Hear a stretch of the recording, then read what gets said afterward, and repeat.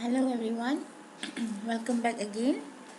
Okay ya, dalam previous lesson saya, saya telah bincang tentang getah asli dan juga proses pempolimeran dan sifat-sifat getah asli. Okay ya, kita sambung perbincangan kita tentang latex ya, iaitu susu getah. Okay ya. Kita lihat.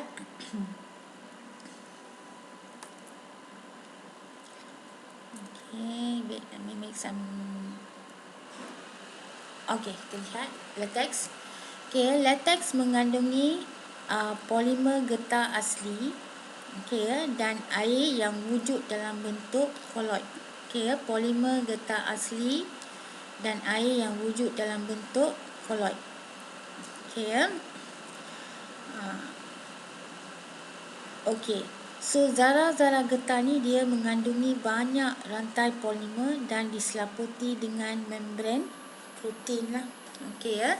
So gambar ajar ni menunjukkan satu contoh zarah getah. Okey ya. Tengok ya betul-betul, the whole thing kita panggil dia sebagai zarah getah. Okey ya. Whole thing ialah zarah getah. Okey. Zarah getah yang dikelilingi oleh membran protein. Okey ya, membran protein dengan charge negatif. Okey ya, dengan charge negatif. Okey ya, yang dalam ni dalam membran protein tu dia terdiri daripada molekul getah. Okey ya. Ini yang kita panggil sebagai molekul getah. So pastikan kamu bezakan ya di antara zarah getah dengan molekul getah. Okey ya. Ini yang kita panggil rantai panjang molekul getah lah. Rantai panjang ataupun polimer molekul getah. So the whole thing ialah zarah getah, dalam dia ialah polimer molekul getah dikelilingi oleh membran protein. Okey ya. So kita lihat latex ni sebenarnya dia dalam keadaan cair. Okey ya. Seperti yang saya kata, dia adalah kolot ya, maknanya dia ada campuran polimer getah asli dalam air. Okey ya, polimer getah asli dalam air. Okey, kita sambung lagi. Kita bincang dalam topik ni, kita akan bincang latex ni sebenarnya akan mengalami proses penggumpalan lah. Okey ya. Dia iaitu boleh membeku. Latex ni dia boleh membeku menjadi berpejar, tetapi ada dua cara. Satu ialah dengan menambah asid. Okey ya, kita tambahkan larutan asid.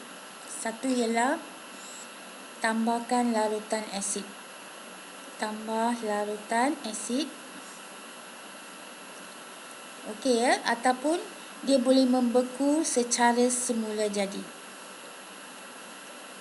Okey ya, secara semula jadi. Maknanya dengan sendirinya dia akan membeku lah, tetapi dia mengambil masa yang lebih lama berbanding dengan bila kita tambahkan larutan asid. Okey ya, so kita akan bincangkan proses penggumpalan latex getah. Dia ada dua cara. Okey ya. Satu ialah dengan menambahkan larutan asid. Satu lagi secara semula jadi. Latex itu boleh membeku menjadi berpejar, tukar daripada cecair kepada berpejar. Kita bincang ya, kita lihat. Okey, proses penggumpalan latex ya, ialah latex proses membeku. Okey ya, kita lihat yang pertama. Okey, kita kena tahu lukis gambar ajar ya. Kena tahu lukis gambar ajar. Okey. Terutama sekali bagi soalan esei. Okey ya, ini ialah rupa bentuk satu molekul zarah getah ya. The whole thing kita panggil dia sebagai zarah getah yang dikelilingi dengan membran protein dengan charge negatif. Okey ya. So this whole thing Kita panggil dia zarah getah.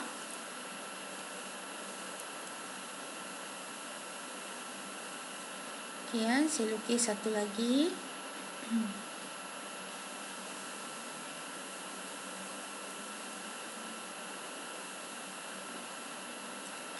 Dalam ni kita panggil dia sebagai molekul getah. Okey.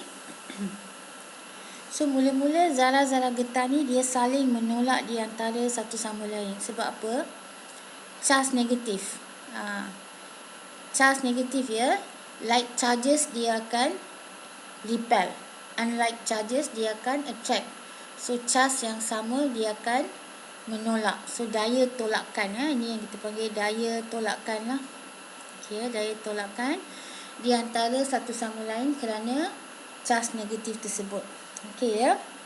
So zarah-zarah getah saling menolak ya di antara satu sama lain kerana permukaan. Okey ya, permukaan membran protein getah bercas negatif. Permukaan membran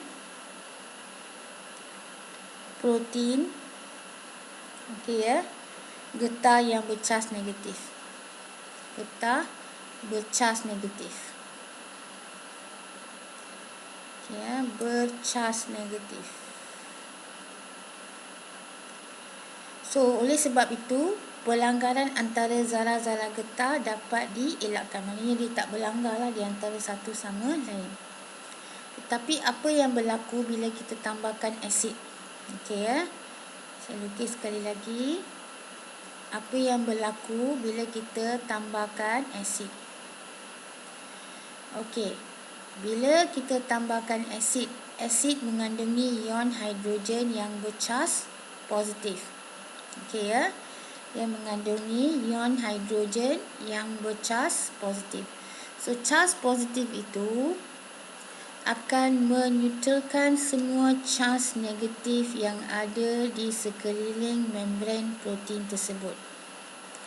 Okey ya, dia akan meneutralkan charge negatif yang terdapat di sekeliling membran protein tersebut. So bila ini berlaku, sekarang dia dah tak ada charge kan? Okey ya. Dia akan mula melanggar di antara satu sama lain. Okay, kita lihat ya. Kita lengkapkan penerangan dia. So apabila asid dicampurkan kepada latex, okey ya, charge negatif pada permukaan membran,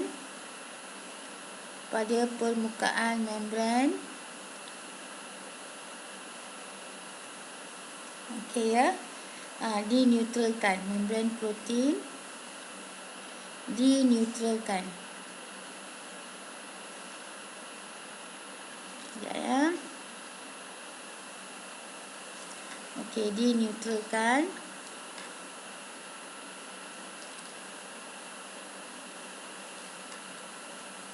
Okey. Dineutralkan.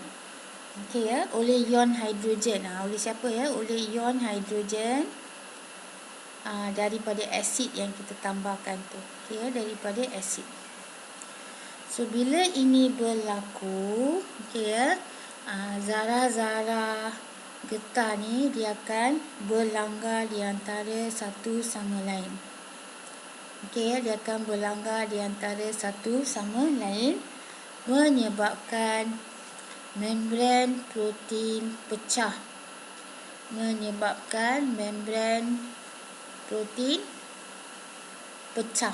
Okey ya. Bila membran protein pecah, molekul getah bebas. Okey ya. Molekul getah tu dia bebas, dia keluarlah. Okey ya. Molekul getah bebas. Okey.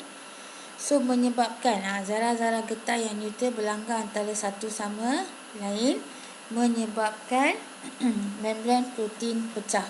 Okey ya. Membran protein getah pecah. Okey. last kali apa yang berlaku ialah membran, bila membran protein tu besar pecah, kita akan dapati molekul getah tu bebas kan. Okey ya. Molekul getah tu dia akan bergabung. Okey ya, molekul getah bergabung. Okey, molekul getah bergabung dan gumpal. Okey ya, perkataan gabung penting. Okey ya. So rantai-rantai polimer. Okey. Rantai-rantai polimer molekul getah. Polimer molekul getah. Okey. Dia akan bergabung. Akan bergabung. Akan bergabung dan menyebabkan penggumpalan lateks berlaku. Dan menyebabkan penggumpalan lateks berlaku.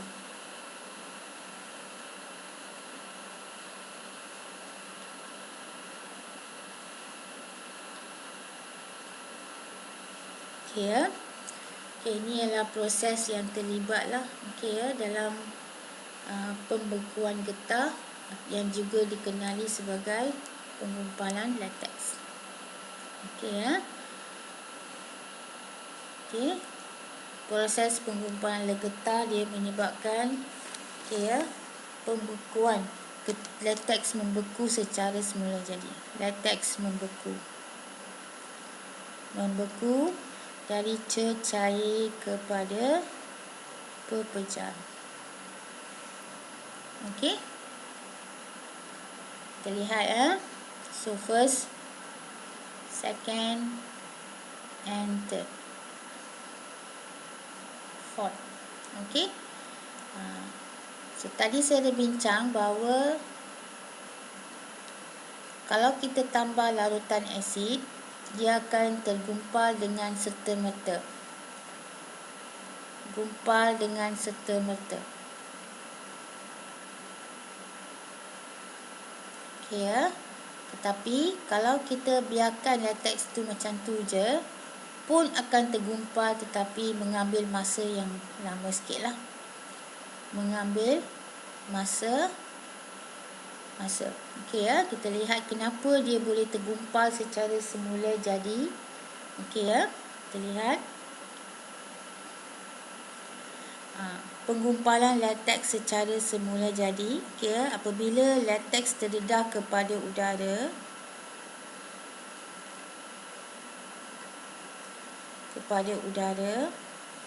bakteria dari udara akan membiak dalam lateks.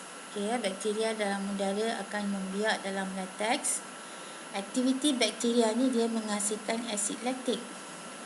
So asid, bila kita kata je asid, tak kira asid tu memang dia mengandungi ion hidrogen. Itu so proses yang sama berlaku lah. Ion hidrogen daripada asid laktik tu akan meneutralkan charge negatif pada permukaan protein, membran protein, menyebabkan zarah-zarah getah berlanggar dan membran protein pecah serta molekul getah akan bebas dan bergabung dan tergumpal. So proses yang sama berlaku tetapi disebabkan oleh asid laktik yang dibebaskan oleh bakteria yang masuk dalam lateks dan membiak. Okey ya. Tetapi penggumpalan lateks ni berlaku pada kadar yang rendah, maksudnya dia mengambil masa yang lebih lama. Itu je beza dia. Okey ya, kalau kita tambah asid dia berlaku dengan cepat.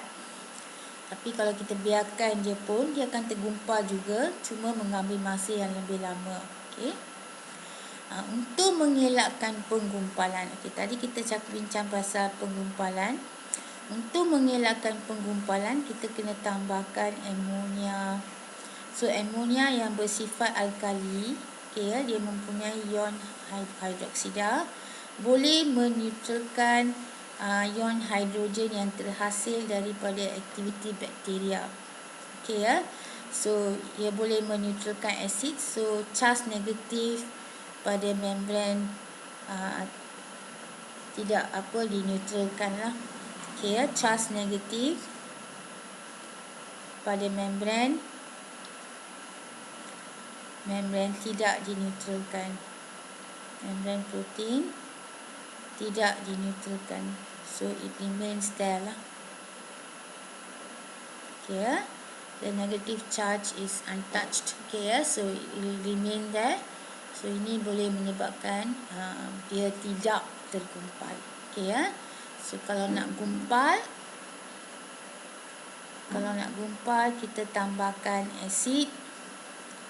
Okay, kalau tak nak gumpal, kita tambahkan alkali. Okay, so itu sahaja untuk hari ini.